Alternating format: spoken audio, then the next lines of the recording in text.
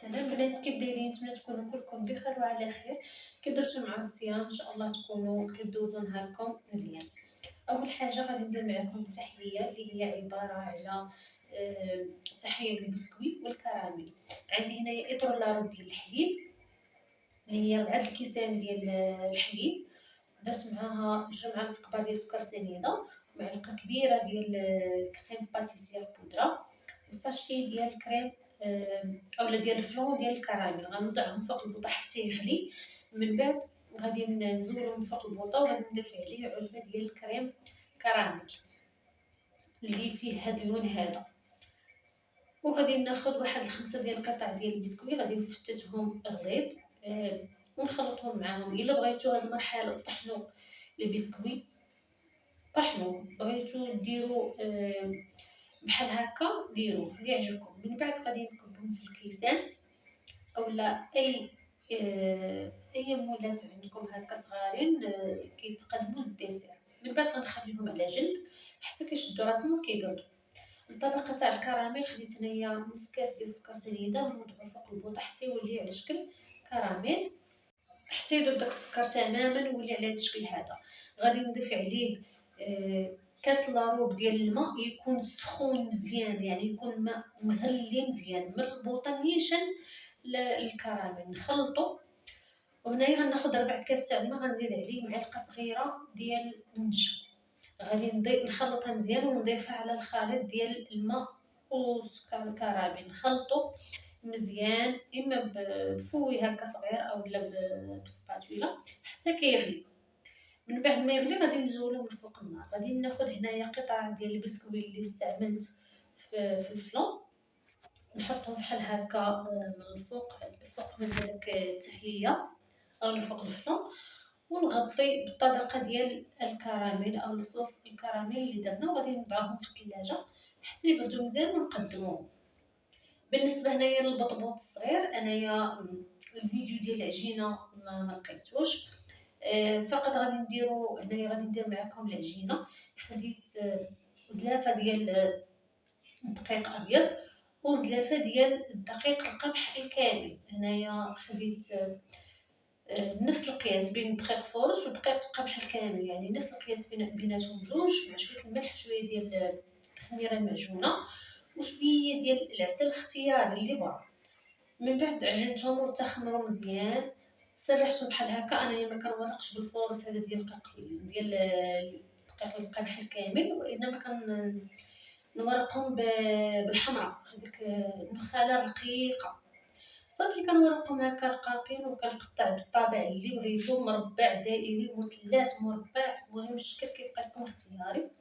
كنديرهم فوق واحد الزيت حتى كيخمروا واحد شويه فقط، ما نخليهمش حتى يخمروا بزاف، لانه الغرض بها ان نخليهم يخمروا غير واحد شويه، تقريبا واحد 10 ديال الدقائق ولا غير باش يجيونا منفوخين. من بعد غادي نسخنوا مقله. انايا كنخدم بهاد البلاك هادي كتجيني ساهله، غير نحطوهم نقلبوهم داك الساعه، ما نتسناوش عليهم حتى يتبوقوا او يديروا دوك النفاخات هكاك. لا، غير نحطوهم طلع فيهم السخونيه من التحت صافي، وكنعاودو نقلبوهم، وكنبقاو نقلبو مره مره، ما نخليوهمش حتى كيتحمر الوجه ديالهم في دقه واحده، وانما مره مره نبقاو نقلبوهم حتى كنتحصلوا عليهم هكا. كيف كتشوفوا كيجيو منفوخين، كيجيو خاويين من الداخل. انا فاش غادي نقطعها معكم شي وحده غادي تبان لكم كيفاش دايره. وهنايا درت حتى بطبوطات يعني متوسطين، شاط ديال العجينه ودرت منها هاد البطبوطات هادو. بالنسبه للحشوه، هنايا غنستعمل حشوه بارده. خديت بيض مسلوق، شويه كاشير، مايس، طون، خيزو محكوك، خس، زيتون. غنزيد عليهم شويه ديال الملحه وشويه تاع البزار وواحد الكميه ديال المايونيز. الحشوه كتبقى اختياريه، ممكن في عوض الطون ديروا دان فيمي، دجاج، اللي عجبكم. غادي ندير كيف قلت لكم واحد الكميه مزيانه ديال المايونيز، ونخلطو مزيان مزيان. هاد الحشوه هاد الحشوه كتجي بارده، كتجي مزيانه وكتجي زوينه. انا ما كنديرش مطيشه، كاين اللي كيدير فيها مطيشه مقطعه، ولكن المطيشه كتطلق الماء، كيجي الخبز مفزك. كيف كتشوفوا معايا البطبوط بعد ما طاح كيف كيما هذا كيف ما كتشوفوا الشكل ديالو يعني مهول وخفيف خفيف بزاف. غادي نعمرو هاد البطبوطات مزيان من الداخل، نحاولوا اننا ندفعوا الحشوه لداخل باش الحشوه كتاخد الشكل ديال هاد الخبيزات هادو اولا ديال هاد البطبوط. ممكن ديروا تفريشه ديال الخس، وانما هنايا انا مستعمله الخس يعني مقطع من قبل، ما كاينلاش انني ندير تفريشه ديال الخس والحشوه اصلا فيها الخس لداخل. يعني الخس كيبقى يعني اللي بغا يدير ديك تفريشه الخس يعني كتبقى غير تزيين من الفوق. بالنسبه للتزيين انا اللي غادي نزين به الوجه ديال هذا البطبوط هذا، فغادي ناخذ شويه تاع الكاشير محكوك وشويه تاع البيض محكوك وواحد قطعه ديال الزيتون كحل. غادي ناخذ هذاك الوجه تاع البطبوطه، النص غادي نديرو بالكاشير والنص الاخر غادي ندير فيه البيض مسلوق محكوك كيف ما كتشوفوا معايا في الفيديو على هذا الشكل هذا. يعني بحال كيجيونا النص كاشير والنص بالبيض مسلوق. بعد ما نكملوا الكميه كامله ولا نزينوا هاد البطبوط هذا، غادي ناخذ غير الزيتون مقطع دوائر ونديرو بين الكاشير والبيض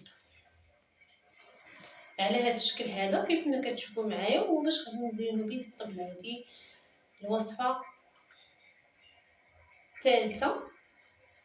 يعني غنديروا هنايا كغطان ديال لي بطاط بالطون، حتى هو غنديروا فيه الطون. بالنسبه عندي هنايا مقرونيه اي شكل كيعجبكم، سلقتها مع الملحه وصفيتها. هنا البيشاميل خديت 3 المعالق ديال الزيت مع 2 معالق كبار ديال الزبده، خلطتهم حتى دابو. من بعد زدت عليهم 3 المعالق ديال الدقيق وخليتهم طابوا واحد شويه. من بعد غنزيد عليهم اطار لاروب ديال الحليب وغادي نخلط. من بعد نزيد شويه الملح شويه تاع البزار وشويه ديال العطريه تاع الحوت لانه غادي ندير فيها الطون. كاين اللي ما يبغيش العطريه تاع الحوت ويدير الكوزه، انايا بغيت نستغنى على الكوزه ودرت في بلاصتها يعني نسمت هذا البيشاميل بالعطريه ديال الحوت. كنخلط مزيان حتى كتغلي وفي الاخير كنطفي البوطه وكنزيد عليها واحد الكميه ديال الفرماج احمر هو اللي كيعطي ديك التعليكه في البيشاميل. خديت هنايا صوص طوماط ونسمتها بشويه الملح وشويه البزار وورقه تاع سيدنا موسى وخليتها حتى طابت مزيان. من بعد غادي ناخذ هذيك صوص طوماط بعد ما طابت كيف قلت لكم غنزيد عليها واحد الكميه مهمه ديال صلصه البيشاميل ونخلط مزيان باش تجيني ساهله باش انني نخلط فيها هذيك المقارونيه. من بعد غادي نزيد حك ديال الطون. انا استعملت هذا اللي بالزيت ديالو، حتى الزيت ديالو كنديرها باش كتعطيه واحد البنه لهاد الكغطان هذا. كنخلط مزيان ومن بعد غادي نضيفو على ديك المقارونيه اللي سلقتها كيف قلت لكم في الملحه والماء من قبل. ضروري تكون مملحه مزيان باش ما تجيش باسله. كنخلط مزيان ومن بعد كناخذ واحد المول كنكب فيه هاد المقارونيه هذه اللي مخلطه مع لي با مع مقارونيه مخلطه مع لي بات، المقارونيه اللي مخلطه مع صلصه البيشاميل وصوص الطوماط. هنايا هذيك البيشاميل اللي بقات ليا من طبيعه الحال انها كتزيد كتعقد شويه، فقط خففوها غير بواحد شويه تاع الحليب بلا ما طيبوها ما حتى شي حاجه لانها اصلا غتعاود ترجع للفران. نخففوها غير بشويه ديال الحليب ونكبوها فوق الوجه ديال الكغاطا وندخلوها للفران طيب حتى كيتحمر. هنايا البسيطه اللي كنت درت معكم في ضمن التحضيرات ديال رمضان ديال الدجاج والقمرون، حتى هما يا من الكونجيلاتور كيف كنقول لكم نيشان دخلوهم الفران. هنايا بالنسبه باش غندهنهم خديت شويه تاع الزيت وزدت عليها شويه ديال التحميره غير شويه فقط وكندهن الوجه ديالها وهما مازالين كونجلين يعني ما خليتهمش حتى داب هذاك الثلج. نيشان من المجمد وغندخلهم للفران خليتهم على نار مهيله حتى كيتحمر الوجه ديالها وكتجي مقرمشه. هنايا راه كنحطوا الطبله ديال الفطور. درت هنايا هذاك البطبوط صغير، الكغاطا، هذوك لي ميني بساطه حتى همايا، التحليه والعصير. هنا ما جابش معكم العصير يعني عصير تاع الحليب والافوكا والليمون والفريز كيجيو. الطبله صراحه جات سهله وفي المتناول. نتمنى أن الفيديو ينال الإعجاب ديالكم، خليتكم على خير، وإلى اللقاء في فيديو آخر إن شاء الله.